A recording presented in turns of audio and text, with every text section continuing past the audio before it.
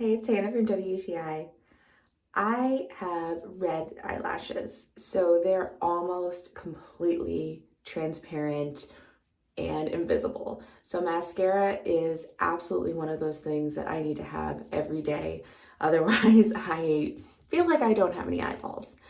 But I really loved this mascara from Pacifica. It's the Dream Big Mascara. Initially, I was definitely drawn to it because of the packaging. I love this unicorn and the colors on it. I'm a sucker for packaging, so that was what drew me to it in the first place. But I love this mascara. I'm actually a big fan of the way that it actually works with having the ability to change the size of the mascara wand, whether you're looking for length or volume. I love to use both when I apply my mascara.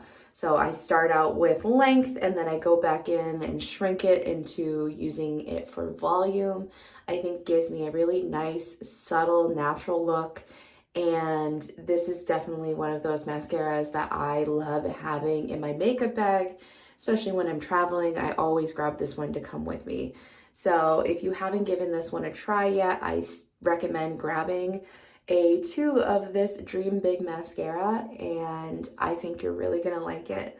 And that is my point of view.